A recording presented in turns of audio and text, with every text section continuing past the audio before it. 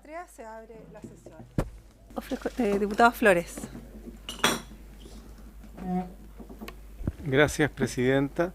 Tal como se dijo en el informe, la reunión con los productores de leches y dirigentes del gremio lechero está para el lunes y entiendo que debemos fijar horario Punto ahora, de la tabla, sí. porque justamente han estado preguntando para poder hacer su programa y solicito que lo hagamos.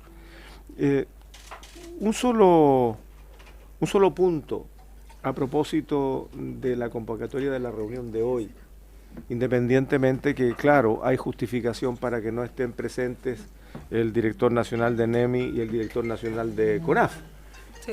Lo mismo que el presidente de los bomberos, hay justificación.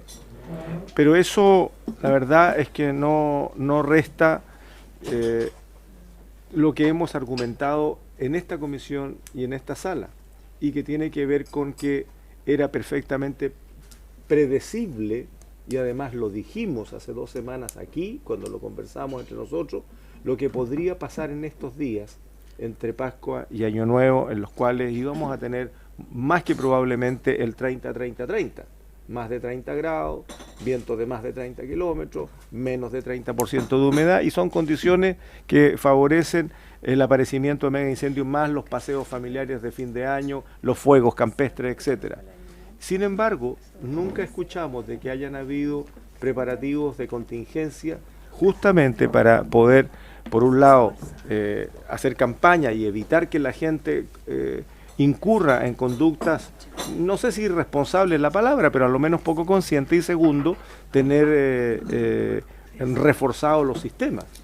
Y claramente lo que ha estado pasando aquí es el traslado de gente que está combatiendo incendios en regiones para traerlos a Valparaíso. Sin duda que hay una urgencia, presidenta, pero esto, lo que está ocurriendo lamentablemente en Valparaíso, no es más que la consecuencia de la misma imprevisión, de la misma condición de amateur que hemos estado planteando aquí respecto de lo que significa el esfuerzo de la CONAF y el esfuerzo de la ONEMI. Es insuficiente, extemporáneo, antiguo e ineficaz en lo que hoy día el propio canciller lo dijo en la sala la semana antepasada, diciendo que Chile era uno de los 10 países más vulnerables al cambio climático.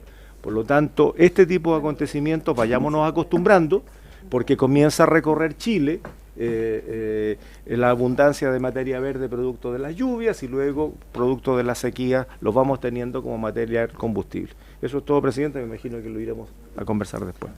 Bueno, comenzando entonces la orden del día, queremos dar la bienvenida y saludar a don Michel Deler, consultor en gestión de emergencias, quien ha sido invitado más bien a esta comisión para que haga referencia a las políticas públicas en materia de prevención, manejo, combate de incendios, y asimismo para que nos pudiera proporcionar antecedentes sobre la coordinación intersectorial, sobre los análisis y las medidas adoptadas ante los episodios ocurridos, y por supuesto cuál es su visión, cuál es su proyección respecto a las medidas que en definitiva buscan prevenir o detener y obviamente evitar estas ocurrencias de incendios tan catastróficos que ya se preveían, se anticipaban, y que además, dicho sea de paso, nosotros tuvimos acá a un encargado de la biblioteca que refiriéndose al tema del cambio climático nos hacía mención justamente que iba a haber o se pronosticaba más bien este tipo de situaciones. Por su intermedio, agradecer a los demás diputados por esta invitación. Quisiera en mi presentación primero establecer algunos elementos conceptuales que me parece importante, especialmente para establecer un lenguaje común, uno de los elementos fundamentales en los sistemas de emergencia. Señalar que probablemente mi presentación tiene un cierto sesgo. Mi sesgo tiene que ver con mi preparación, entrenamiento y certificaciones de competencia en Estados Unidos, y por lo tanto voy a hablar desde lo que es la perspectiva de los sistemas modernos de emergencia, haciendo en un momento dado un paralelo con el sistema de emergencias en Chile, ¿ya? Y tratando de llevar todo esto de una otra manera a lo deseable en términos del nivel de desarrollo que tenemos como país. Lo primero es que me voy a referir a la temporada 2017. Ese es un incendio que es del abril del 2014. ese incendio ya nos refleja un poco la magnitud y ya nos refleja, entre otras cosas, que podría ser una imagen relativamente similar a la que vimos anoche o que vimos ayer en la tarde, pero también no debe dejar de llamarnos la atención la fecha de abril, y ya más adelante les voy a explicar a qué corresponde eso. Segundo lugar, yo les señalaba un poco lo que tiene que ver con el lenguaje común. El lenguaje común en los sistemas modernos de emergencia busca, entre otras cosas, simplificar y masificar. Ya les voy a contar un poco más adelante por qué este tema es tan importante. Mi ámbito de desarrollo es lo que se denomina gestión de emergencia, un área de desarrollo que en Chile se desconoce, pero que en inglés se denomina Emergency Management, y que tiene principalmente como misión proteger a las comunidades mediante la coordinación y la integración de esfuerzos, mantener y mejorar la capacidad de mitigar, prepararse para, responder a y recuperarse de cualquier tipo de emergencia. ¿Ya? Un tema que también voy a hacer un paralelo después con el sistema que tenemos en Chile. Es decir, cuando hablamos de gestión de emergencia en los países desarrollados, no estamos hablando de la administración de la respuesta. Estamos hablando de un ciclo completo que tiene que ver con el antes, con el durante y con el después. Y después voy a entrar en algunas especificaciones comparativas con el sistema chileno y que creo que tienen relevancia con lo que hoy día estamos viviendo. Desde el punto de vista del marco conceptual, un poco lo que es gestión de emergencia o emergency management, que ya hace una introducción. En segundo lugar, emergencias, riesgo y el ciclo de vida de la emergencia. En materia de emergencia, comprender que, si bien es cierto, nosotros tenemos un enfoque más bien hacia la accidentabilidad, en los países desarrollados una emergencia es un concepto bastante más amplio. De hecho, desde el punto de vista de emergencia, se considera como un área dentro de la seguridad pública, ¿ya? Eso hace que los sistemas sean integrados. Esta definición, en definitiva, establece, y que yo diría que es una definición bastante universal en países desarrollados, no solamente tiene que ver con las lesiones a las personas, sino que también tiene que ver con las lesiones a los empleados, los clientes, al público, pero también tiene que ver con la posibilidad de cerrar un negocio o interrumpir funciones esenciales. Por esa misma razón se determina en las comunidades, y dependiendo de las comunidades, cuáles son las funciones esenciales. En el sur podrá ser una actividad económica que esté ligado, por ejemplo, a la pesca. En el norte podrá tener que ver con una actividad minera, etc. O sea, es un concepto bastante más amplio que tiene que ver no solamente con la protección de la vida, sino que también con todos aquellos sistemas que de una u otra manera implican la necesidad de protección y la necesidad de bienestar de las comunidades. El riesgo, una palabra que es bastante usada en nuestro léxico, pero que más bien es de orden popular, desde el punto de vista de la definición técnica, es la posibilidad de que ocurra algo que tendrá un impacto sobre los objetivos. En general estamos hablando de que el riesgo es probabilístico y, por lo tanto, como es probabilístico, la prevención funciona sobre el riesgo. Es decir, la prevención funciona sobre el riesgo es probabilístico y la probabilidad de que algo ocurra, obviamente, difícilmente va a ser cero, ¿ya? Y eso es muy importante a la hora de administrar las emergencias y tener una mirada realista y pragmática, comprendiendo, entre otras cosas, sobre todo, que la prevención tiene limitaciones y tiene alcance que muchas veces desde el lenguaje común, sobre todo en Chile, ha tendido a extremarse el alcance que tiene realmente la prevención, algo que voy a demostrarles un poco más adelante con cifras concretas en materia de incendios forestales. El ciclo de vida de la emergencia tiene 4 fases. Los canadienses principalmente son más asertivos y hablan de prevención-mitigación. Los estadounidenses y otros países anglosajones hablan derechamente de mitigación porque se considera que la prevención y las acciones de prevención lo que buscan, entre otras cosas, es ser un componente dentro de la mitigación que lo que busca es disminuir la posibilidad de daño. ¿Ya? De hecho, por ejemplo, un terremoto o aquellos fenómenos de carácter natural no se previenen, se mitigan porque no existe la probabilidad de disminuir la probabilidad, por ejemplo, de que ocurra un terremoto, ¿ya? Y por lo tanto es importante ir acotando ese alcance porque muchas veces cuando hablamos de prevención lo que tenemos que hacer en realidad es mitigación.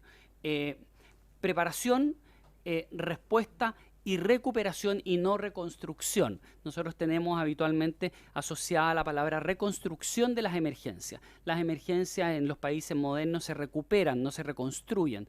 Y eso implica, recuperación, es establecer las medidas de reconstrucción de infraestructura, pero la recuperación del bienestar económico, social, físico y emocional de las comunidades. Es decir, los sistemas modernos ponen en el centro a las personas y por ello finalmente, por ejemplo, quiero poner solamente un ejemplo muy práctico de cómo el lenguaje construye realidad. Este lenguaje implica que uno no habla de media agua, sino que habla de refugio de emergencia. La media agua podrá servirnos en la zona centro, pero en Magallanes no va a servir, probablemente en el extremo norte no va a servir. Lo que importa es poner a las personas en el centro y en definitiva construir un refugio, ¿ya? Los sistemas modernos y el sistema chileno, y aquí quiero ir ya cerrando un poco esta parte de la introducción para ver las características. Los sistemas modernos son desde la base hacia arriba. Nuestro sistema es centralizado, es decir, desde el punto de vista de gestión, estamos hablando de sistemas que son bottom-up versus los sistemas que son top-down.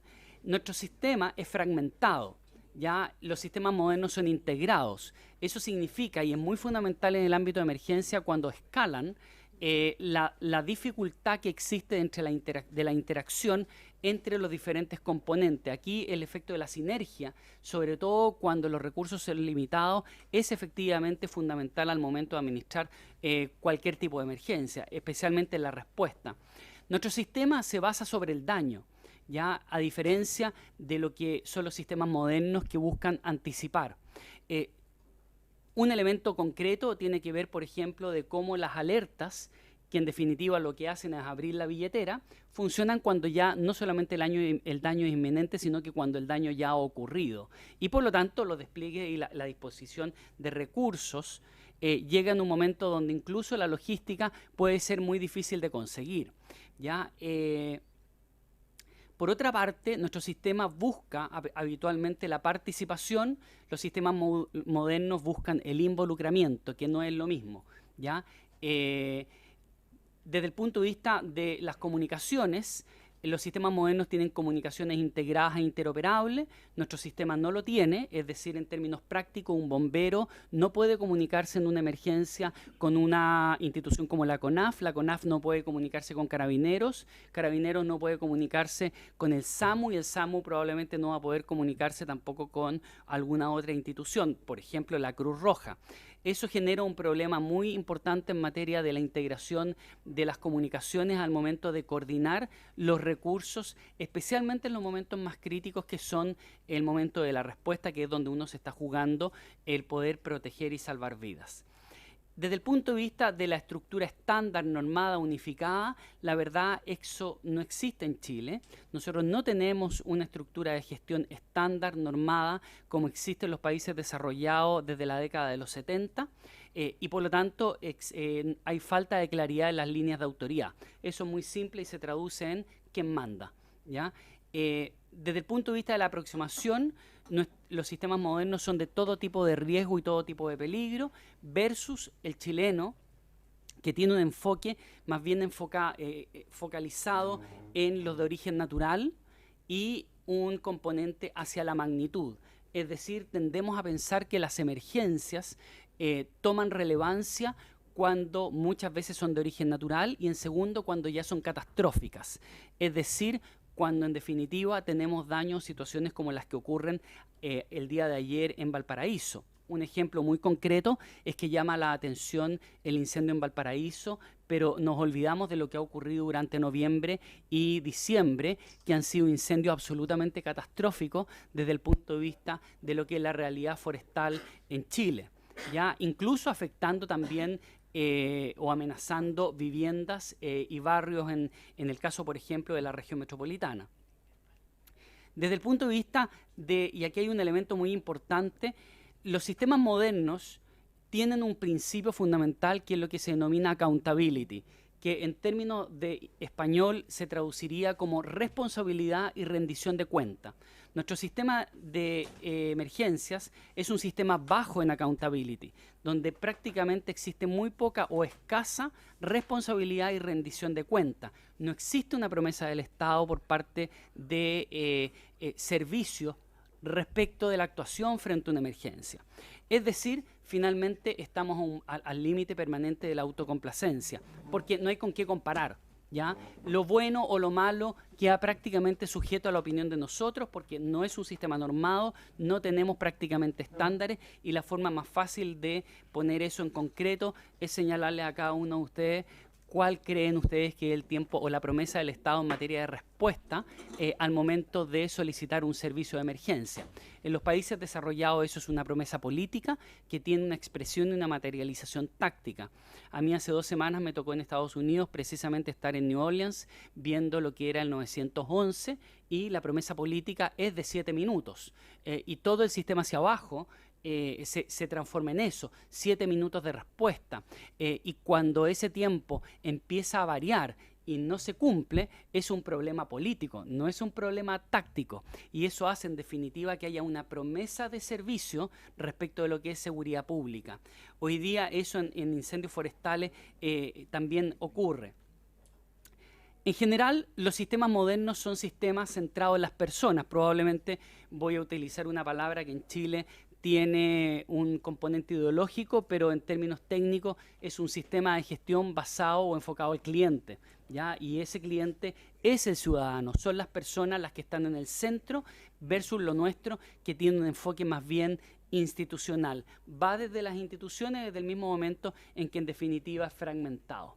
Como conclusión, podemos señalar en general, como una primera conclusión, que nuestros sistemas se presentan resistencias al cambio en los niveles políticos, técnicos especializados, que termina por escalar el costo político a los niveles superiores. De hecho, es habitual, por ejemplo, que a diferencia de lo que ocurre en los países desarrollados, donde son las instituciones político-técnicas especializadas de niveles intermedios los que rinden cuenta ante la comunidad respecto de su quehacer, en el caso nuestro son las autoridades políticas superiores, y eso hace que, por ejemplo, tengamos muchas veces, independiente del gobierno, tengamos un ministro del Interior, una presidenta de la República o tengamos un subsecretario del Interior, que son autoridades 100% políticas, enfrentando y dando y rindiendo cuenta ante la comunidad respecto de cuestiones que más bien pertenecen a ámbitos sectoriales.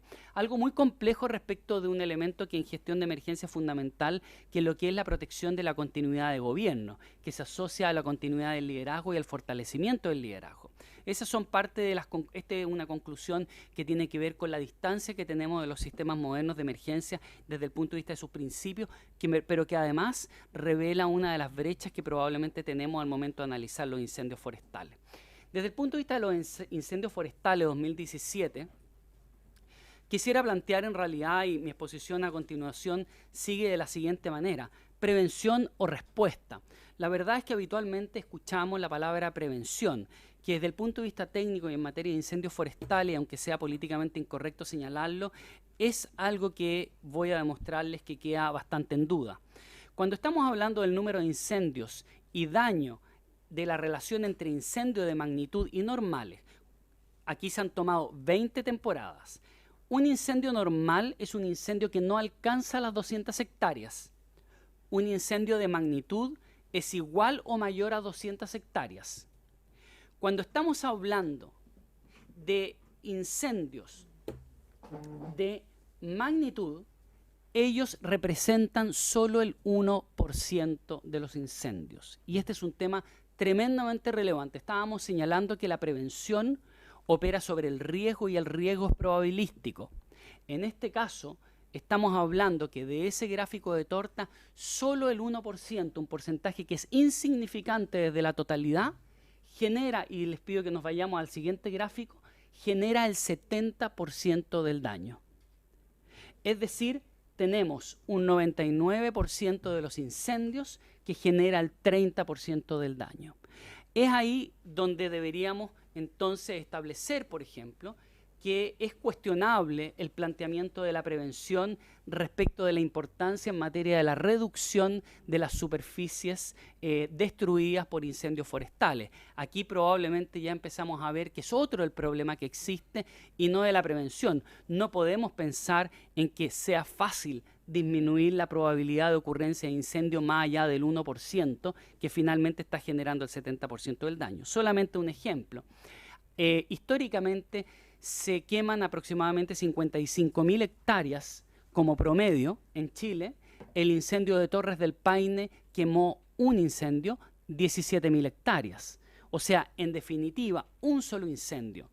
pensar en que podamos tener la probabilidad de 0 incendio en un país en el cual además está asociado a la acción humana, la verdad es que lo probable es que deberíamos pensar en que en el tiempo la cantidad de incendios debería aumentar, porque las actividades humanas van insertándose y van mezclándose con la comunidad. Por lo tanto, a mí me parece que este gráfico es tremendamente importante. No quise tomar el quinquenio porque el quinquenio distorsiona y no equilibra las diferencias. Pero cuando tomamos 20 temporadas, la verdad es que es muy significativo. Solo el 1% de los incendios genera el 70% del daño. Y aquí viene otro concepto que hemos escuchado habitualmente. Entonces, ¿estamos hablando de pirómanos o estamos hablando de prevención? La verdad es que es complejo cuando se utilizan este tipo de términos, cuando lo vemos técnicamente, más allá de obviamente que comprendemos que comunicacionalmente y desde el punto de vista político se dan explicaciones en momentos de crisis y en eso es difícil establecer un lenguaje quizás muy técnico, muy basado en la técnica, pero aquí podemos ver incendios de magnitud alcanzan 200 hectáreas o más, los normales 200 hectáreas o menos de 200 hectáreas, lo que ya les señalaba, el 1% del total de incendio genera el 90%, los de magnitud son el 1% del total de incendios, los incendios normales son el 99% del total y los incendios de magnitud, repito, son el 70% del daño. Y esta es cuando vamos a empezar, no quiero darles la lata con el tema de la cantidad de números, sino que creo que aquí lo relevante son las curvas y cómo operan las curvas de tendencia. Cuando tenemos el número de incendio y daño en relación entre incendios de magnitud y normales, la tendencia, vamos a ver que en términos de número de incendios, la curva que se ve arriba es prácticamente estable. Es decir, cuando tomamos 20 años, 20 temporadas, vamos a ver que la cantidad de incendios no se dispara significativamente. Entonces, no estamos frente a un fenómeno de serial estadounidense donde tenemos una masa de personas desquiciadas que lo que están haciendo es incendiar Chile desde Atacama hasta Punta Arenas. La verdad es que estamos frente a una situación relativamente favorable en términos de que la tendencia de ascenso es bastante moderada, ¿ya? Y eso, sin duda, es algo positivo. Ahora, lo que sí debe preocuparnos es el gráfico que está abajo, donde vemos que sí hay un ascenso en la cantidad de incendios de magnitud. Es decir, el número de incendios que genera el 70% del daño está incrementándose. Probablemente eso tiene que ver, entre otras cosas, con las condiciones meteorológicas, el cambio climático, tiene que ver con las condiciones del combustible, principalmente. Condiciones que no son de un momento a otro, sino que condiciones que son anticipables. Y por lo tanto estamos viendo además cifras de los últimos 20 años, es decir, podemos ver un comportamiento que podemos proyectarlo en el resto del tiempo, además de la información que se tiene. Cuando vemos los incendios normales, vemos que hay una relativa estabilidad, hay un pequeño ascenso y estos son los que corresponden al 30%. Esto es en número de incendios. Cuando estamos hablando respecto del daño de las hectáreas por incendio en materia de magnitud de las últimas 20 temporadas, estamos hablando que curiosamente el daño precisamente está relativamente mantenido y estable en los incendios de magnitud. Es decir, se mantiene este 1% significativo que genera el 70% del daño. Aquí es preocupante el ascenso de los incendios normales, porque cuando aumenta la superficie de incendios normales, quiere decir que cada vez nos estamos acercando más a las 200 hectáreas. O sea, los incendios normales cada vez se acercan más a pasar de una categoría a otra. Y esa categoría son los incendios de magnitud. Es decir, estamos frente a una problemática de propagación. Cuando vemos la totalidad de los incendios y en materia de superficie, estamos viendo, ¿cierto?, una leve alza. Cuando estamos viendo los promedios por incendio, en el caso de los de magnitud, estamos hablando de que el promedio en estas últimas 20 temporadas ha sido de 821 hectáreas por incendio. Y ahí es cuando yo les señalo en incendios normales que tenemos que la primera década medida tiene un 8.5 hectáreas por incendio. No obstante, la segunda década, que es la más cercana a nosotros, ya ha subido a 10.7 hectáreas. Es decir, nuevamente se ratifica nuestro problema en el ámbito de la propagación. Desde el punto de vista de la ocurrencia, un tema muy interesante de compararlo con el día de ayer, podemos ver la ocurrencia en las últimas 10 temporadas. La verdad es que no quise hacerlo más porque la figura es exactamente lo mismo y aquí la figura es lo que importa. Estamos hablando de que hay un comportamiento tal como se veía anticipable en las otras materias, aquí también anticipable desde el punto de vista de estos 10 años, cómo se comportan y el horario en el cual ocurren estos incendios. Estamos hablando que el incendio de ayer puede haber partido a las 15, 16 horas, está absolutamente en el momento en que mayor cantidad de ocurrencia de incendios. Es decir, podemos saber incluso y podemos anticipar a qué hora ocurren los incendios forestales solo con ver el comportamiento histórico. Todo lo que hemos visto entonces, uno puede establecer que lo que en gestión de emergencia se denomina inteligencia. Es posible entonces construir inteligencia y anticipar escenarios. Desde el punto de vista del daño total, y esta es una figura que es preocupante, el daño total podemos ver aquí el comportamiento de las últimas 10 temporadas. Estamos hablando de que durante enero y febrero prácticamente estamos hablando de que se ocurre el 60% del daño. Por lo tanto, lo que hemos visto hasta el día de hoy es solamente la antesala de lo que podría venir durante enero y febrero. Y eso es altamente preocupante. Otro elemento que me parece interesante relevar es la evolución del presupuesto. La verdad es que desde el punto de vista de ONEMI y desde el punto de vista de CONAF, ha habido una tendencia moderada, significativa, si uno lo compara entre el año 2009 y 2017. Cada gobierno ha ido haciendo su esfuerzo por subir progresivamente. No ha habido quiebre significativo. Sin embargo, vemos una línea amarilla que corresponde a ONEMI en los fondos de emergencia. Ese es un fondo de emergencia que parte en el 2009 prácticamente con, estamos hablando de 2.000 millones de pesos. Lo curioso es que finalmente termina en el año 2015 con cerca de 80.000 millones de pesos. ¿Cuál es lo complejo de esto? Es que son fondos que son utilizados primero de emergencia y por lo tanto ustedes comprenderán que esos fondos de emergencia tienen escasa regulación porque son utilizados a partir de estar inscritos en Chile Compra y muchos de ellos entonces un trato directo. Es curioso, esta es una fuente que está utilizado desde la revista Capital, un reporte, ustedes lo pueden encontrar en revista Capital, marzo de 2016, que lo consiguió a través de Transparencia. Y desde el punto de vista presupuestario es complejo, son cerca de 80.000 millones de pesos que ha seguido creciendo, aún desconocemos cuál es el comportamiento de 2016, pero si lo llevamos a ONEMI, por ejemplo, ONEMI es quien maneja estos presupuestos y los lleva, por ejemplo, en materia forestal, a la compra, perdón, al arriendo momentáneo de un helicóptero en el caso de una alerta roja.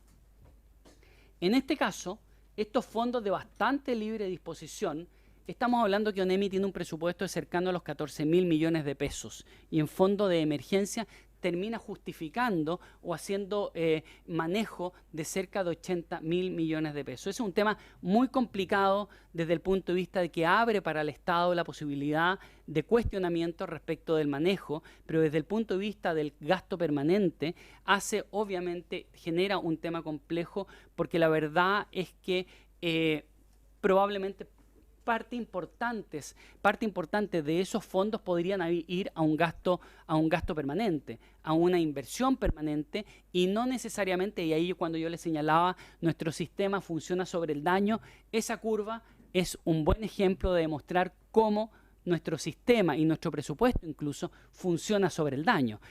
Esa curva se utiliza y ese presupuesto se utiliza una vez que ha ocurrido daño y que se requiere con con urgencia utilizar esos recursos. La configuración de combate en Chile está principalmente sobre la base de la configuración de brigadas de combate aéreo con capacidad aérea máxima de 3.100 litros y el uso restringido, pero también poco conocido de retardante. La verdad es que cuando vino el incendio de China Muerta y el incendio de Conguillío, la verdad es que hubo mucha polémica pública. En lo personal me tocó y se me consultó en los medios de comunicación. A mí me tocó intervenir bastante en ese tema en términos de opinar y mi preocupación sobre el no uso de retardante, algo que en países desarrollados se utiliza desde la década de los 60, ¿ya? Pero que en Chile no se apreciaba que se utilizara.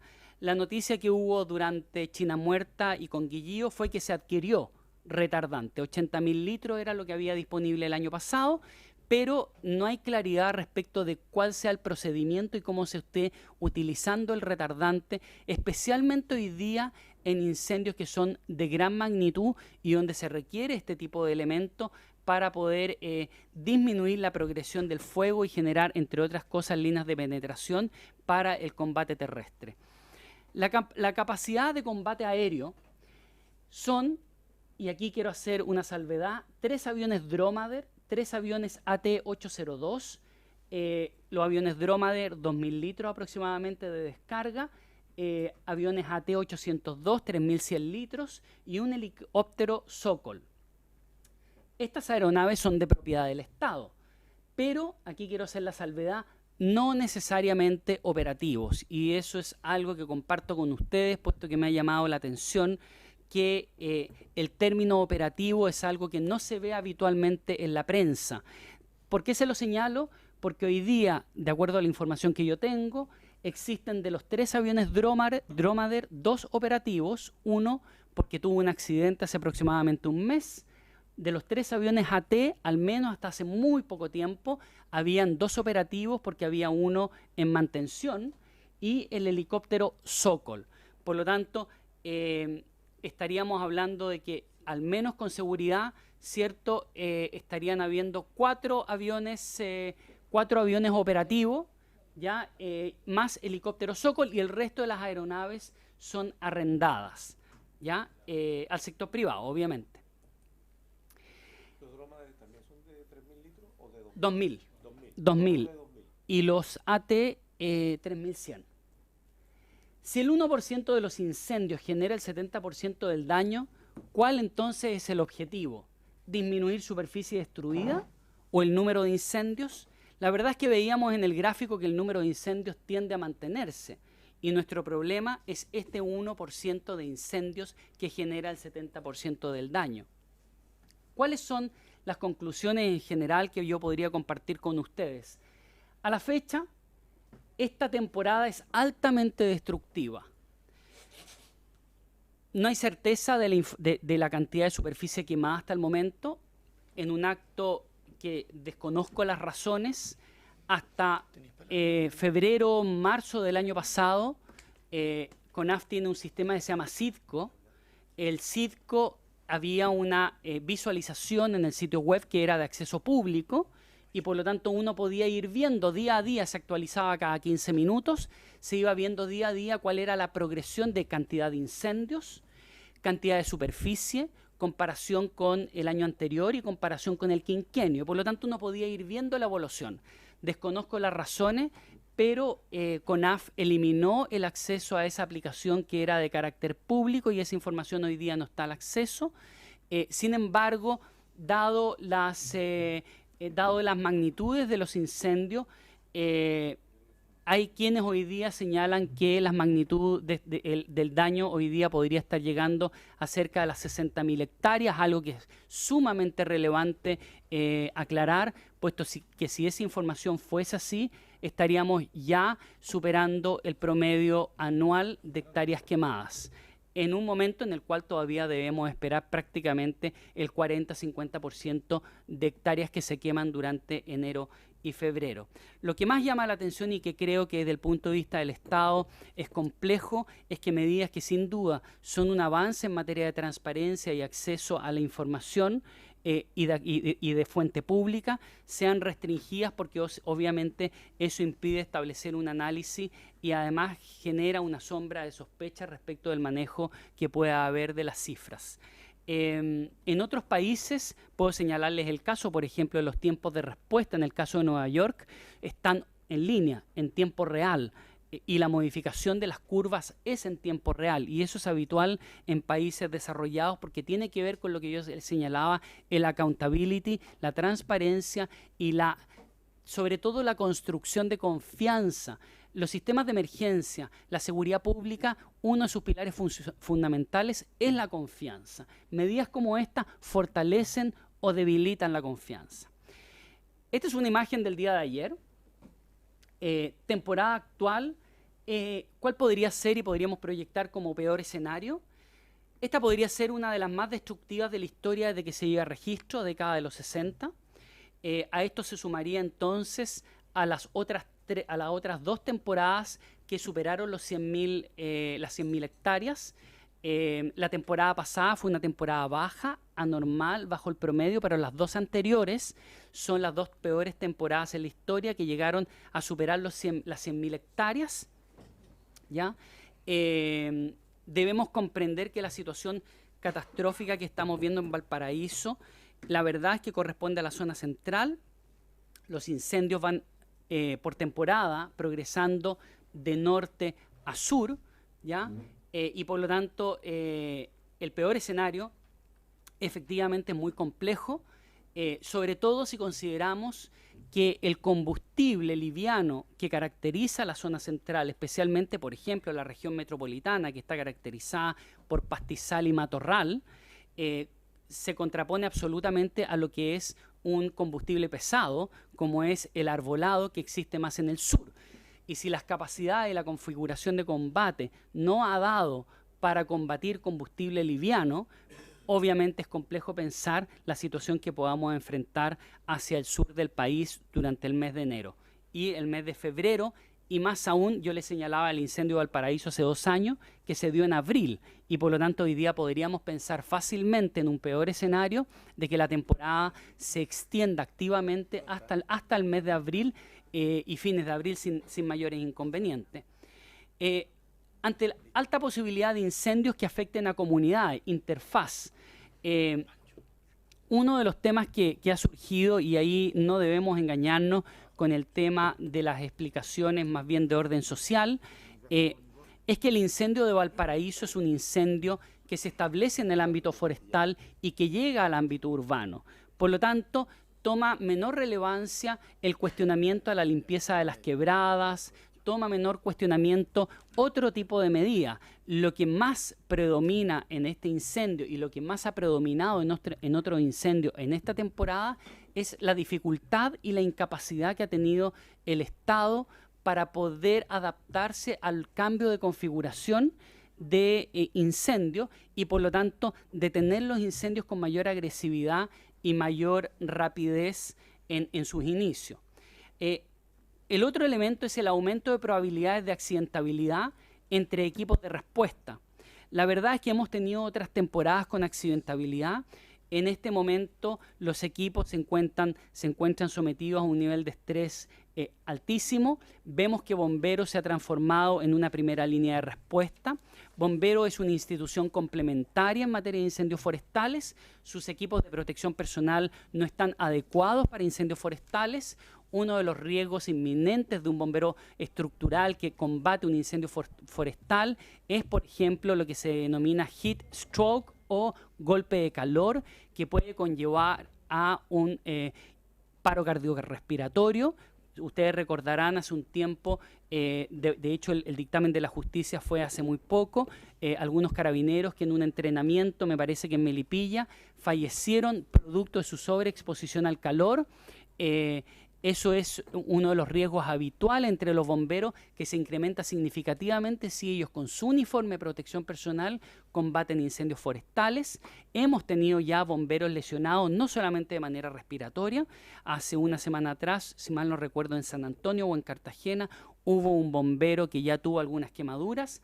Hace algunos días atrás tuvimos la caída de un avión donde falleció un piloto español en el sur de Chile, perteneciente a una forestal. Bajo estas condiciones es posible, dentro de nuestro peor escenario, es poder pensar que este nivel de estrés pudiese llevar eventualmente a la mayor accidentabilidad o muerte de bomberos, de algún brigadista forestal o la caída de alguna aeronave. Alternativas para enfrentar la temporada en curso. La verdad es que es muy complejo porque esta temporada se preveía, se sabía que venía compleja, al igual que las temporadas anteriores, pero probablemente aún queda un espacio para corregir, a pesar de que ya el daño es muy significativo. Y esto es dado la falta de anticipación que ha existido. Probablemente, en lo personal, veo solamente dos. Una, explorar el arriendo de aeronaves de mayor capacidad, algo que debe hacerse fuera de Chile. Y en segundo lugar, solicitar la cooperación internacional para contar con logística de mayor capacidad aprovechando la contratemporada. Y ahí estamos hablando de capacidades que superen los 4.000, los 4.500 litros, multipropósitos y versátiles para nuestra topografía y que hay disponibilidad de ello. El tema es que se pudiesen hacer las gestiones a nivel internacional con países como Canadá, como Estados Unidos, que hoy día sus aeronaves deberían estar relativamente detenidas o en mantención, ver si es posible. Ahí quiero mostrarles dos tipos de aeronaves que hoy día existen. El helicóptero que vemos arriba es un helicóptero que tiene capacidad para 4.000 a 4.500 litros. Se encuentra en el mercado disponible como arriendo. Es un S-61 que tiene capacidad para transporte a más de 18 personas, por lo tanto es versátil y es multipropósito, es decir, nos permite transportar gente, carga. Sabemos que los brigadistas forestales requieren, entre otras cosas, transportar herramientas, pero también tiene una capacidad de 4.500 litros. Ese está ocupando un Bambi, hay algunos que tienen un Bambi Bucket que se llama, pero hay algunos que tienen estanque de 4.000, 4.500 litros. El avión que vemos acá es un avión CL-415 que es de fabricación canadiense, que es un multipropósito anfibio que lo han comprado y adquirido los gobiernos, por lo tanto no está disponible para el arriendo. Su compra está detenida, lamentablemente se detuvo su producción y hubo posibilidad de adquirir hasta mediados del año 2015. Quiero hacer presente que este es un avión que es del año 2012, que se hizo presente públicamente la posibilidad de su adquisición. Lamentablemente las resistencias a su adquisición en Chile, lamentablemente las resistencias a considerarlo como una aeronave adecuada hizo que se perdiera la oportunidad de adquisición. Hoy día la producción está detenida, pero países como Canadá, Estados Unidos, Francia y otros, Grecia, etcétera, lo tienen y quizás es una posibilidad también. Es un avión versátil que tiene capacidad, es anfibio, tiene capacidad de transporte, tiene capacidad de carga, tiene capacidad de cargar agua en sobrevuelo en 12 segundos, 6.000 litros, capacidad de lanzar retardante y espuma, y está diseñado para el combate en montaña, como son las características nuestras, y de, obviamente, tomar agua tanto en tierra como sobre una fuente de agua, como podría ser un lago o el mar o un tranque, porque la verdad es que requiere de poco espacio para poder cargar los 6.000 litros. Pero principalmente la propuesta ahí es que probablemente el escaso espacio que va quedando hoy día es la búsqueda de arriendo y la búsqueda de cooperación internacional. Respecto de esto, quizás romper un poco un mito. Parte de las resistencias se han basado en tener un discurso un poco pendular. Y cuando se habla de aeronaves, se ha tratado de señalar aeronaves como el C-130 con dispositivos MAF, que tiene la capacidad para descargar 10.000 litros, que son los tankers, pero lamentablemente esos aviones son útiles para otras realidades debido a su gran carga y en segundo porque requieren de una logística muy importante en términos de infraestructura para su aterrizaje. Por lo tanto, hoy día principalmente deberíamos pensar de manera bastante práctica que nuestras capacidades deberían crecer a los 4.000, 4.500 litros con aeronaves multipropósito, pero no entrar a las aeronaves grandes, porque de hecho Brasil tiene un C-130 con un dispositivo MAFS, pero la verdad es que es poco útil precisamente por su escasa versatilidad. En materia de corto, mediano y largo plazo, ¿ya? Entendiendo de que esta es una temporada que está muy avanzada y que la logística no se adquiere de un día para otro, es probable que uno de los desafíos más importantes sea la configuración del combate. Es decir, ampliar la logística que tenemos desde los 2.000, 3.000, 3.100 litros a una logística que sea capaz de descargar mayor cantidad, 4.000, 4.500, 5.000 litros, que puede ser adquirida, comprada, que requiere probablemente tema presupuestario y quizás un par de años de gestión, pero también puede ser arrendada. De hecho, parte de esta logística que se arrienda, hoy día la tecnología ha permitido que exista incluso combate aéreo nocturno, como hay, por ejemplo, en California, durante la temporada recién pasada, se hicieron combates nocturnos de incendios forestales, que como ustedes saben en Chile no se puede, y en el mundo no se hace combate terrestre, pero sí se utiliza tecnología militar, iluminación bajo láser, descarga bajo georreferenciación, visores nocturnos, etc. Por lo tanto, la configuración del combate es un tema importante. Arriendo sobre, por lo tanto, 4.000 litros, probablemente debería ser la decisión más inmediata. Por otra parte, el mejoramiento de las condiciones de los combatientes, y eso aquí me remito a la comisión investigadora de incendios forestales establecida con motivo del incendio en Torres del Paine por esta Cámara de Diputados, que investigó los incendios de Torres del Paine, de Valparaíso y de la zona sur, donde de hecho falleció prácticamente una brigada completa, si mal no recuerdo solamente un joven sobrevivió de esa brigada. Ahí se propusieron dos elementos que yo no tengo claridad de que hayan sido implementados, que es establecer el equipo de protección personal por norma. Es decir, que el equipo de protección personal de los brigadistas forestales sea normado. Y en eso quiero ser riguroso. Sea adquirido bajo norma. No es lo mismo comprar 100 piezas de indumentaria y mandar a prueba una que comprar 100 piezas de indumentaria con certificaciones y con la etiqueta, lo más práctico, con la etiqueta puesta. No es lo mismo, ¿ya? Y esto tiene que ver derechamente con la protección del recurso humano, que tiene que hacer un combate en condiciones tremendamente complejas, donde los incendios forestales son altamente técnicos y por lo tanto hay una norma NFPA que precisamente es la que se señala ahí para la protección y equipamiento de los bomberos forestales. También se propuso por esa comisión la instalación de la NFPA o el seguimiento de norma como la NFPA 1051, que tiene que ver con las calificaciones profesionales de los brigadistas forestales. Es decir, que ya la capacitación y entrenamiento de los brigadistas forestales no sea un capricho o un diseño local, sino que efectivamente se siga una norma de competencias profesionales debidamente certificada. Yo tuve la posibilidad de partir en incendios forestales y combatir en incendios forestales en la década de los 90 y tuve la posibilidad de compartir con ingenieros forestales que habían sido incluso entrenados en los Estados Unidos en el National Forest Service. Esa es una práctica que con el tiempo se perdió.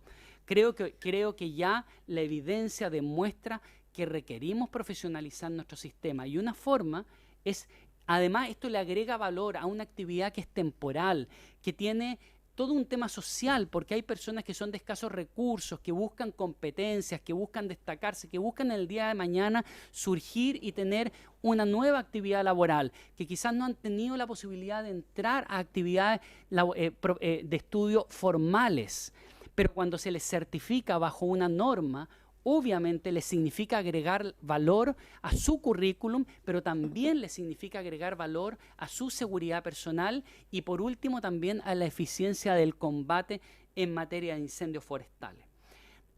Tener recursos básicos todo el año. Hoy día ya los incendios son todo el año. Ahora, no significa tener todas las capacidades desplegadas, pero sí se requiere una capacidad mínima de combate durante todo el año. Recursos base activados en octubre y no, yo diría que a mediados o fines de noviembre como está haciendo. Cuando activamos un recurso, ese recurso requiere semanas de entrenamiento, sobre todo por el alto nivel de rotación que estamos teniendo con los brigadistas forestales. Entonces, obviamente se requiere que ese entrenamiento sea antes de manera tal que estén operativos, obviamente para idealmente fines de octubre o mediados de octubre. Evaluar el combate nocturno, una alternativa interesante que puede considerarse. Ver la adquisición de aeronaves de mayor envergadura, algo que toma tiempo y por lo tanto quizás la primera solución es explorar el arriendo. Y desde el punto de vista legislativo y político, obviamente hay un proyecto de nueva institucionalidad. Yo ya les hacía un paralelo respecto de las debilidades de nuestro sistema de emergencia, falta de interoperabilidad, falta de accountability, etcétera. Yo creo que uno de los elementos y que ha sido parte importante del trabajo que ha hecho la Cámara de Diputados como el Senado es apurar y dar prioridad a una nueva institucionalidad que está en el Senado en segundo trámite constitucional. Segundo, un proyecto de reserva de banda 700 de la seguridad pública. La banda 700 es el 4G LTE que todos tenemos en nuestros teléfonos. La recomendación internacional es que se reserven 20 MHz solo para seguridad pública, es decir, esa congestión que nosotros tenemos cuando hay una emergencia significa que también la tiene el carabinero que usa su 4G y su LTE. Pero cuando se reservan 20 MHz, esos 20 MHz para transmisión de voz, dato, imagen, termina siendo una carretera privada para la seguridad pública. Eso, la Cámara de Diputados tiene un proyecto en la Comisión de Telecomunicaciones que ha sido suscrito por diputados de todas las bancadas y que lamentablemente no ha tenido trámite, pero esto responde a una recomendación internacional respecto a la interoperabilidad en materia de seguridad pública. Accountability, obviamente un tema que es absolutamente relevante. Nuestro sistema de emergencia carece de responsabilidades y rendición de cuentas. No existe, y esa es la verdad, y probablemente ahí radica, entre otras cosas, el escaso interés por generar los cambios. Y eso es un tema que es histórico, que es propio de nuestro sistema. Tanto es así que se elimina el acceso a la información pública de los incendios forestales y en Chile no genera ni un solo problema político. Esto en un país desarrollado habría sido un verdadero escándalo. Y eso demuestra que para sacar eso de información pública, la autoridad que decide sacar eso asume una evaluación de costo-beneficio.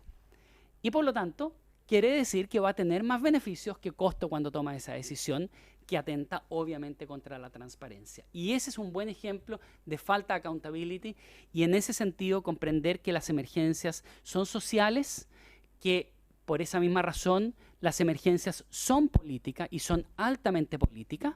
¿Ya? Yo siempre digo, a pesar de que me considero un tecnócrata, digo que la opinión menos técnica que hay es decir que las emergencias son técnicas, porque son políticas. Una decisión de estado de excepción, una decisión en materia de presupuesto, las grandes decisiones en emergencia son todas políticas. La decisión de un estado de catástrofe es una decisión política y por lo tanto aquí es fundamental esa materia y sobre todo lo que tiene que ver con rendición. Las instituciones intermedias son instituciones político-técnicas especializadas. Pero lamentablemente, y eso lo digo en general como un tema país, lamentablemente esta falta de accountability está haciendo que el costo de las emergencias escale a los niveles políticos que impacta y afecta y deteriora la imagen en materia de continuidad de gobierno, sea el gobierno que esté. Y por lo tanto es importante. Y por último, establecer una promesa de servicio, que yo creo que es fundamental. La promesa de servicio está desde transparentar la logística, transparentar los procedimientos, transparentar los tiempos de respuesta, A mí me sorprende mucho que al día de hoy, por ejemplo, pasen horas y horas y horas y la especulación sobre los recursos, o sea, los recursos desplegados sean objeto de una especulación. Eso genera desconfianza. Imaginémonos lo que pasa con la comunidad afectada, que uno quiere que el Estado tenga todo, y como se dice en buen chileno, ponga toda la carne a la parrilla para proteger mi vida, la de mis seres queridos, y la vida, y la infraestructura y los bienes que yo tengo. Y las primeras horas, eso es un desconocimiento completo. Por lo tanto, la promesa de servicio, cuál es la logística que tengo, cuál es la logística que voy a tener, ese es un tema probablemente donde tenemos que avanzar. Pero eso requiere estar dispuesto a rendir cuenta y hacerse responsable por la cuenta de una promesa cumplida o una promesa incumplida. Señora Presidenta, muchas gracias, es lo que puedo exponer. Muchas gracias, don Michel. Ofrecemos la palabra a los honorables diputados. En primer término está solicitando el diputado Flores. Tienen la palabra. Gracias, Presidenta. Bueno, agradezco la disposición del experto del ERVE, porque nos ilustra sobre materias que normalmente conocemos a través de los medios de comunicación más que por las vías institucionales. Y aprovecho, por su intermedia, Presidenta, de hacerle algunas consultas y a la vez que me ilustre sobre algunas opiniones de lo que aquí se ha dicho y de lo que ya hemos estado planteando públicamente y también por la vía de oficio. Ya van 3 o 4 oficios enviados al director nacional de la CONAF sin que este parlamentario haya tenido respuesta alguna. Ninguno de los oficios planteados desde hace 2 meses al director Cavieres ha sido contestado a la Cámara de Diputados. Se hizo a través de la Oficina de Fiscalización y se hizo también a través de la Sala. Y eso ha sido con copia al Ministro de Agricultura y también con copia a autoridades del Ministerio del Interior. Yo creo entonces entender, por su intermedio, Presidenta, que si los incendios normales se han mantenido más o menos en su número, pero están aumentando en el número de hectáreas, significa entonces que tenemos una potencialidad de que estos incendios normales, entre comillas, se vayan convirtiendo en mega incendios. Y por otro lado, entonces, también me permite a mí suponer o creer que la capacidad de contención de esos incendios normales, de los pequeños incendios, no es suficiente porque comienzan a escaparse hacia magnitudes mayores y eventualmente de convertirse en mega incendios. Sabemos que lo de Valparaíso comenzó en chiquito, nadie hizo caso hasta que definitivamente las condiciones climáticas que habían sido advertidos lo transformó en un incendio descontrolado. Me imagino también que el aumento de un presupuesto permanente debe ser para el Estado de Chile, y ojo con esto, más rentable, entre comillas, y más eficiente que tener que disponer de un presupuesto de 14 millones para terminar utilizando 80.000 millones contratados sobre la coyuntura. Me imagino yo que cuando se hace una licitación pública nacional o internacional se pueden obtener las mejores condiciones y la mejor calidad contratado a tiempo. Obviamente, tenemos que tomar decisiones políticas respecto de si queremos tener un mejor sistema o no, pero cuando se contratan sobre la emergencia, el Estado estará dispuesto a pagar cualquier precio con tal de tener una respuesta, y eso claramente lo hace más ineficiente. Pregunto. Hemos preguntado si hay información sistematizada sobre la disponibilidad retardante. Hemos oficiado respecto a la capacidad de combate, porque el director Cavieres, a principios de noviembre, mencionó que estaban contratados la mitad de las brigadas, pero yo no sé, y lo he estado preguntando y no hay respuesta, si es el número de brigadas, pero yo puedo tener un par de personas en una brigada, o la pregunta es si esa brigada estaba completa en noviembre, primera cosa. Y lo segundo es si eran combatientes antiguos que ya tienen experiencia, o estamos incorporando trabajadores forestales que tienen que ser capacitados y tener el apresto necesario. No sabemos si estaban en condiciones de combatir.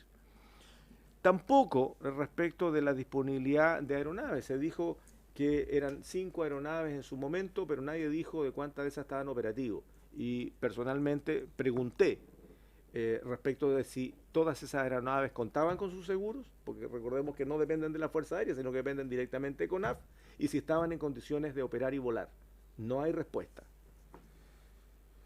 En este mismo escenario, en donde el cambio climático claramente anticipa las condiciones de alto riesgo y las hacen mucho más amplias en el lapso en que tradicionalmente ocurren los incendios forestales, y me refiero al sur, que es principalmente enero, febrero y hasta algunos días de marzo, pero hoy día estamos viendo que esto se anticipa y se retarda. Tenemos espacios mucho más secos, con faltas de agua, y eso no ha significado ningún cambio, a mi entender, en lo que significa la estrategia y la decisión y la institucionalización por parte de la CONAF.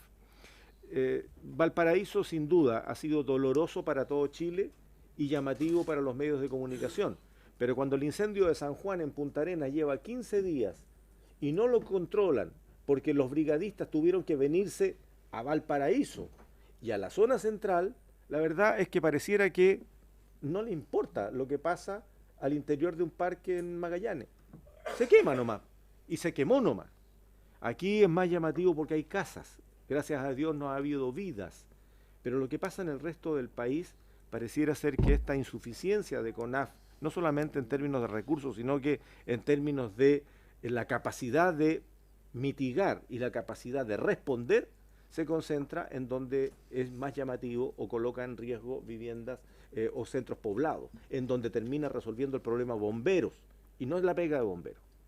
Y ahí tenemos un problema, por su intermedio, Presidenta, Michelle, ahí tenemos un problema, porque en definitiva se le llama a la CONAF, pero el incendio prácticamente está en las zonas periurbanas y termina acudiendo bomberos a atender esa emergencia con una tremenda pérdida. Por eso es que habíamos invitado al presidente de la Junta Nacional de Bomberos.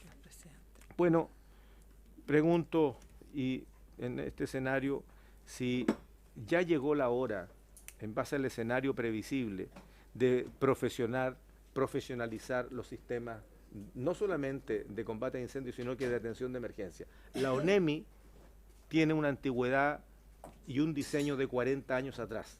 La CONAF está haciendo algo que a duras penas pudo haber servido para décadas en que teníamos mucha más lluvia que la de ahora.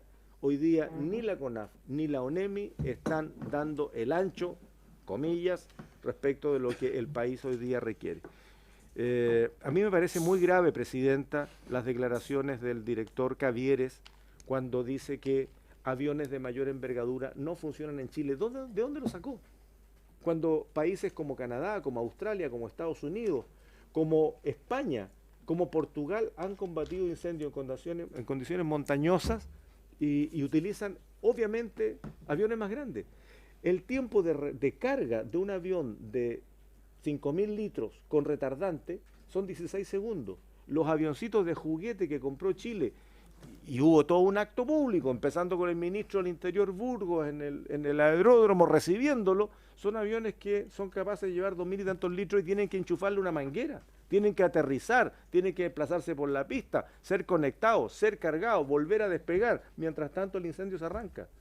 Los aviones de combate a incendios son de otra tecnología. Entonces, cuando el señor Deleuze nos plantea aquí la necesidad de arrendar, si Chile fuese tan pobre que no tiene plata para comprar ni siquiera uno, bueno, vayámonos a la contratemporada. Eso es una preocupación que muchos tenemos. Hay muchas preguntas más, pero no quiero ocupar más espacio, Presidenta. Gracias. Muchas gracias, diputado Flores. Quiero ver un poco primero partir por el diputado Flores. La verdad es que él hace, yo creo que un diagnóstico que es bastante preocupante, porque la verdad es que en esto hay que ser bastante pragmático. Y ese pragmatismo nos debe llevar, entre otras cosas, a comprender que este es un tema que está instalado. Está instalado y las cifras nos demuestran, y que esto requiere tomar medidas por parte del Estado. No necesariamente legislativa en términos de construir una nueva regulación. Aquí lamentablemente estamos frente a un tema de gestión, porque la verdad alguien hoy día me preguntaban, pero ¿cuánto vale un avión? La verdad es que es difícil. ¿Cuánto vale un avión? Me preguntaban hoy día. Y yo decía, ¿de qué importa saber cuánto vale un avión si no hay disposición a adquirir un avión? La verdad es que lo primero tiene que haber la voluntad de cambiar, de hacer las cosas diferentes. Einstein decía que es insano seguir haciendo las cosas de la misma manera una y otra vez y pensar que los resultados van a ser diferentes. Si no cambiamos esa manera de pensar y hacer las cosas, la verdad es que nunca vamos a llegar al Congreso, por ejemplo, a pedir un presupuesto diferente. Y yo creo que en parte eso es lo que está ocurriendo. Eso es lo que está ocurriendo con el tema del presupuesto, con un tema del presupuesto que a todas luces tiene un contrasentido, porque crece y crece con el riesgo además de haber sido una caja chica para las emergencias a pasar a ser una caja grande para las emergencias. Y no nos olvidemos, a mí en lo personal, yo no dudo del uso que se haga de ese presupuesto que hoy día son cerca de 80.000 millones de pesos. Lo complejo es que va a pensar la ciudadanía y en un sistema de emergencia, porque esa plata son para emergencia, en un sistema de emergencia, el pilar fundamental es la confianza. Esa confianza que señala que cuando la autoridad dice hay que evacuar, esa ciudadanía ni siquiera piensa si hay que evacuar o no, sino que simplemente se dirige a una zona de seguridad. Eso hoy día no está ocurriendo. Tampoco hemos asumido eso. Pero estas iniciativas como sacar la información de Internet, que esto que vaya despegando estos 80.000 millones de pesos, versus establecer soluciones de orden permanente, me parecen complejas. Desde el punto de vista de las brigadas y las aeronaves, yo creo que el diputado Flores establece la misma duda que yo me he planteado durante este tiempo. Es que yo, y se lo digo en lo personal, porque cuando aparece en la televisión y me dicen, me pasó el otro día, me dicen, hay 6 aeronaves. Más aún, quiero señalarles que yo ayer estaba en Tele 13 y planteo el tema de los aviones en términos de lo que había. Y un ministerio X sacó inmediatamente un Twitter que decía se compraron tal cantidad de aviones. Es cierto, se compraron. Y lo sacaba a raíz de la entrevista que yo tenía en Canal 13. Pero una cosa es que se compren y otra cosa es que estén operativos. Por lo tanto, yo no quiero hablar ni de letras chicas, ni de ocultar ni manipular información. Pero hay que avanzar hacia la transparencia y sabemos que desde el punto de vista de la ciudadanía, eso estamos todos involucrados.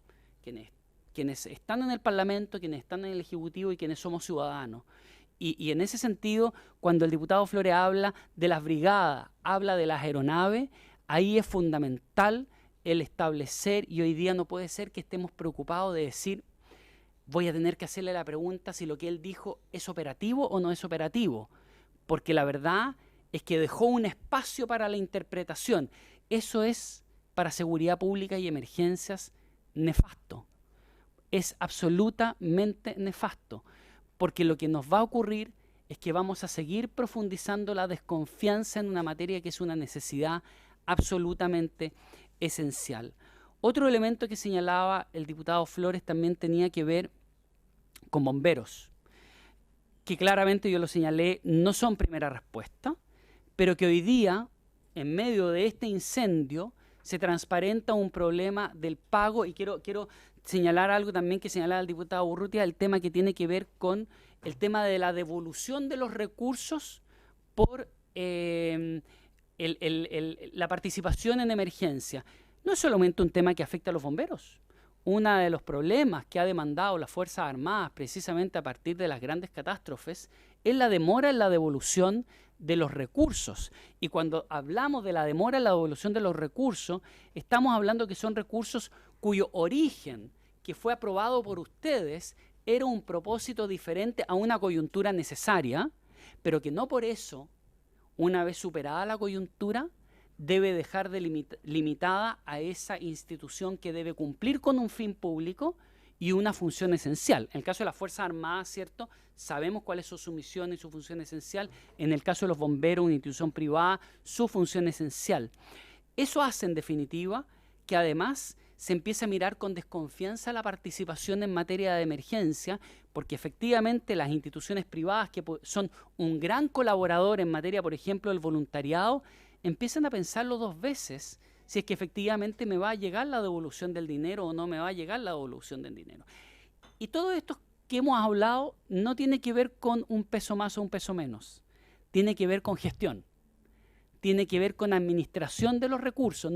Nada de esto que hemos hablado es que estemos hablando de aumentar el presupuesto, de disminuir el presupuesto, o de decir tendremos que pelear con la DIPRES o no tendremos que pelear con la DIPRES. Aquí estamos simplemente hablando de administración, nada más que eso. Yo creo que uno de los temas también que habla el diputado Flores es la hora de profesionalizar el sistema de emergencia, y claramente la profesionalización está lejos de ser un tema solo de títulos. Nosotros lo hemos asociado a los títulos. De hecho, mi entrenamiento es en un sistema donde en realidad lo que prima son las certificaciones de competencias profesionales. ¿Ya? A mí nadie me pregunta en Estados Unidos o en Canadá qué estudié. A mí me preguntan a qué me dedico y si quiero subirme y andar con el Fire Marshal que hace investigación de incendio, investigación criminal, me pregunta si tiene tal o cual certificación. Hace 2 semanas andaba en el 911 en New Orleans y yo pedí permiso para sacar fotografías en una instalación estratégica, el Centro de Operaciones del 911. Y lo primero que me preguntaron era si yo tenía la certificación HIPAA, que tenía que ver con comprender el derecho de privacidad de las personas y de la información. Yo les dije, sí, la tengo, no hay problema. Saca la foto, después por último nos muestra y te decimos si la puedes publicar en Twitter o no. Saqué 3 o 4 fotos sabiendo el régimen que había y pude publicar las 3 y 4 fotos, no me censuraron ninguna. Pero profesionalizar implica establecer competencias profesionales, normas, y por eso un tema de profesionalización que yo creo que tiene un impacto social importante en los brigadistas forestales, es este tipo de normas. Pero profesionalizar también implica establecer normas, establecer procedimientos claros que se puedan transparentar, y no esta cuña habitual que estamos escuchando es, se siguió el protocolo. Hoy día se habla de procedimientos de actuación normalizados o procedimientos de actuación estándar. Es decir, es una guía de actuación debidamente diseñada que tiene indicadores de rendimiento que son medibles en su resultado, que además protegen al interventor y aseguran calidad en el servicio.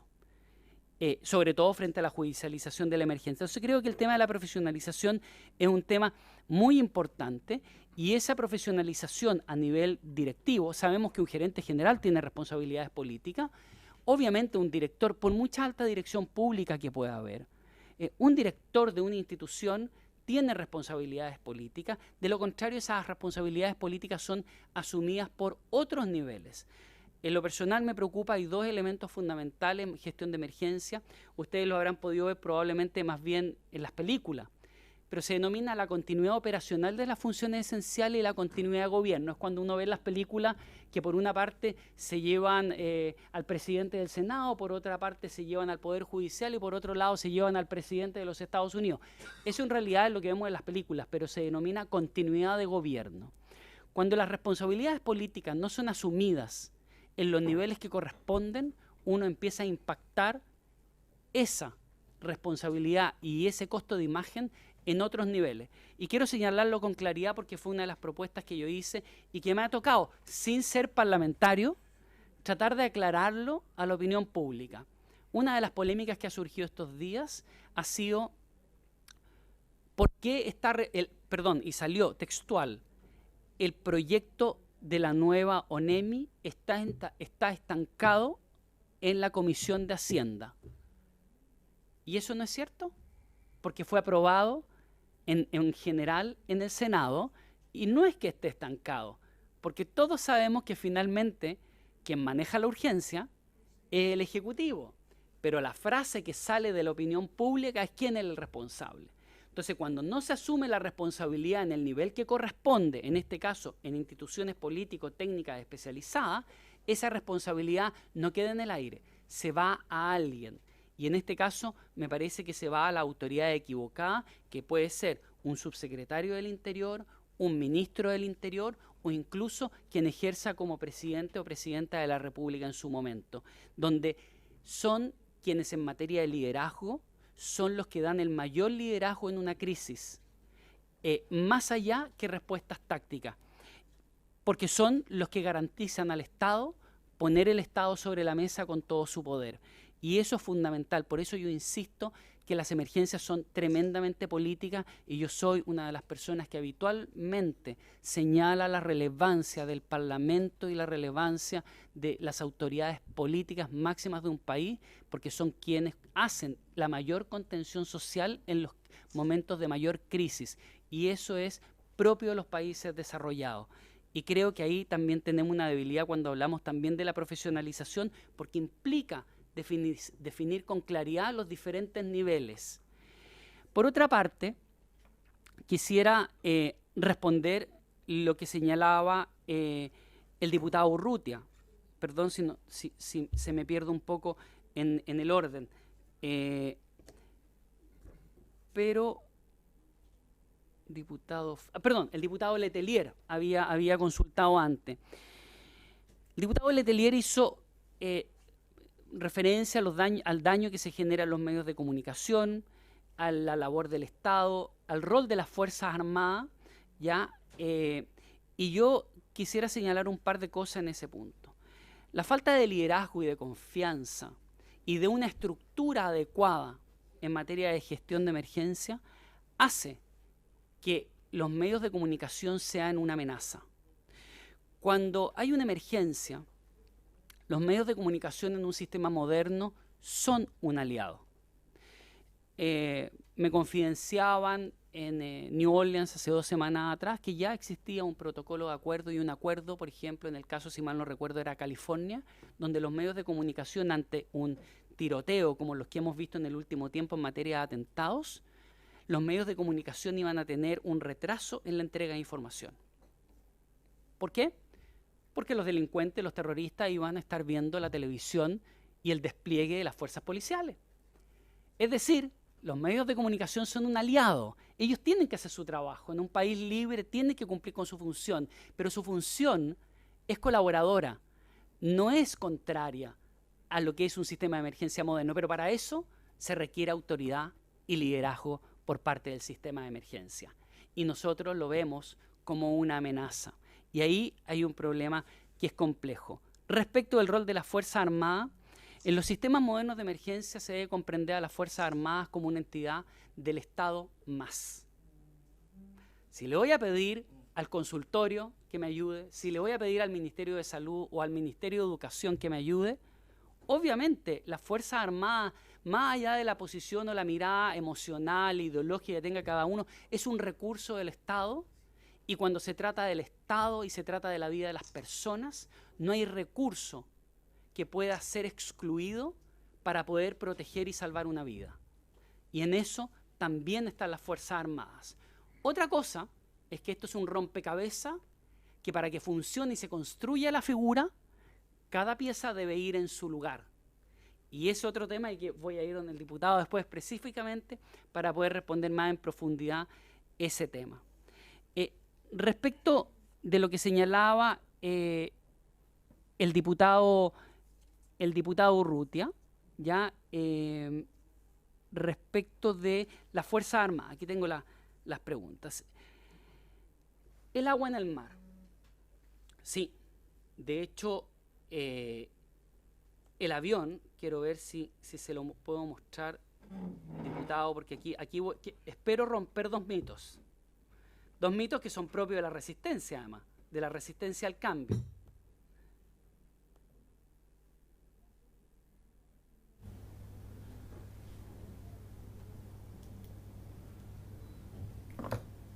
Este es el avión que yo les mostré la fotografía, que yo creo que lo más importante, este es un documento oficial de la empresa que establece la performance y las capacidades de este avión. Yo creo que esa imagen clarifica todo respecto de las resistencias que han habido de decir que este tipo de aviones no es capaz de combatir en nuestra topografía. Es un avión que por sus alas y por su sistema de propulsión le permite precisamente realizar ese tipo de combate, es decir, no hacer una descarga horizontal, sino que hacerla también de la manera en la cual estamos viendo. Lamentablemente se instaló esa resistencia desde el año 2012. Insisto que lamentablemente se perdió la oportunidad de encargar alguno de estos aviones como adquisición.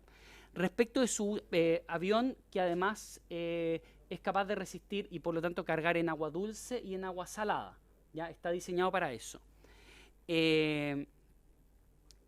No es tarde para la adquisición probablemente, porque la empresa tiene detenida, pero no tiene cancelada totalmente su fabricación.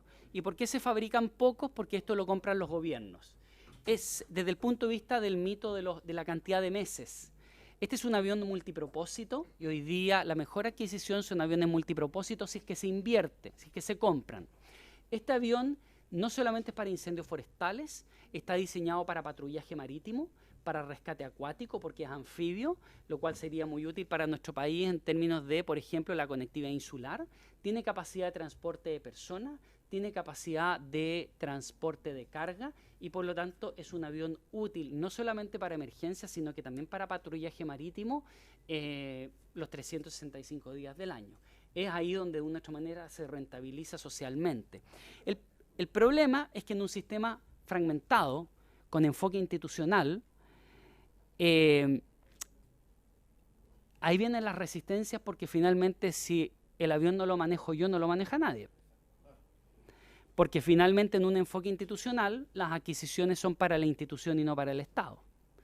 En otros países como España, este mismo avión tiene una división dentro de la Fuerza Aérea que lo utiliza y que es el encargado de manejar este tipo de aviones.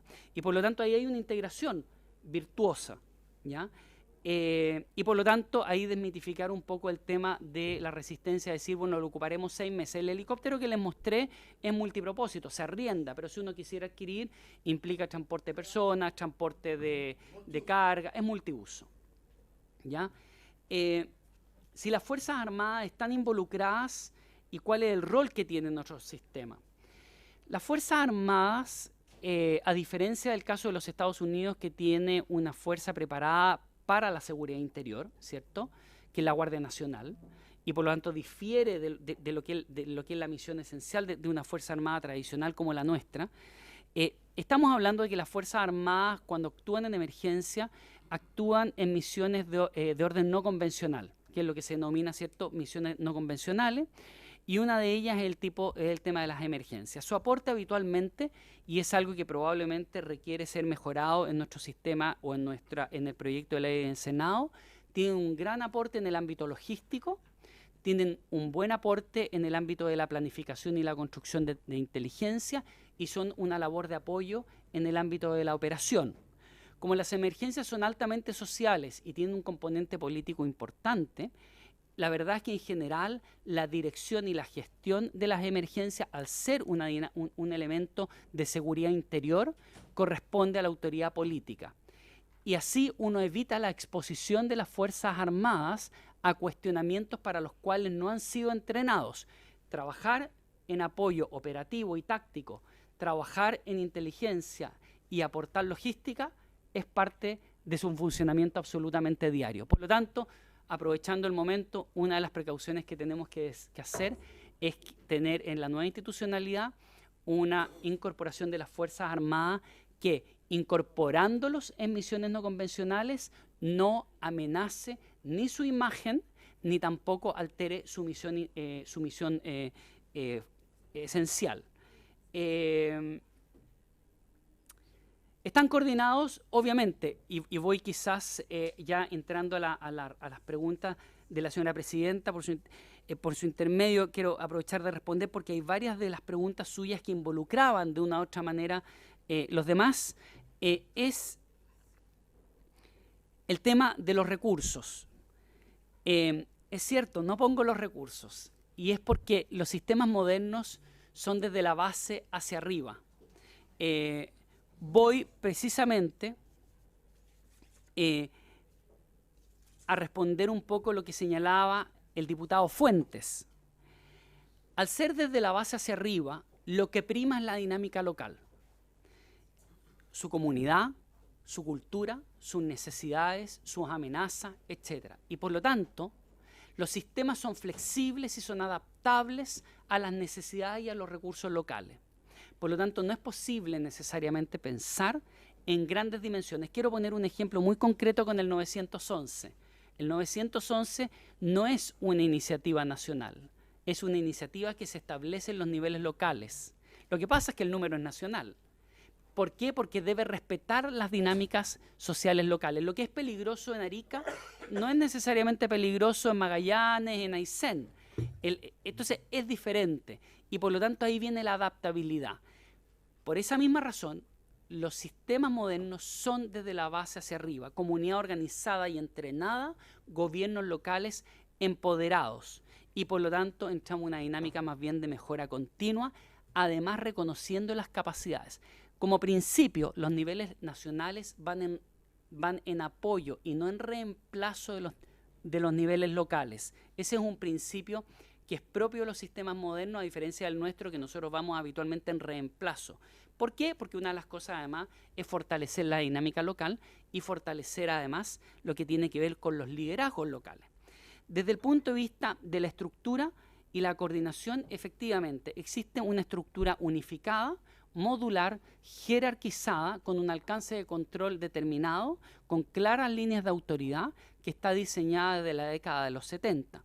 En Chile, curiosamente, se ha dado algo muy extraño, porque la CONAF, como consecuencia de la Comisión Investigadora de 2012, readquiere, porque la había perdido, ellos la habían instalado durante la década de los 90, pero la perdieron y reinstala o reasume lo que es el sistema de comando de incidentes, que es la estructura que prima a nivel internacional para generar una estructura única en el ámbito de la seguridad pública. Eso significa que todas las instituciones funcionan bajo la misma estructura. Eso facilita la coordinación y evita la duplicidad de esfuerzo.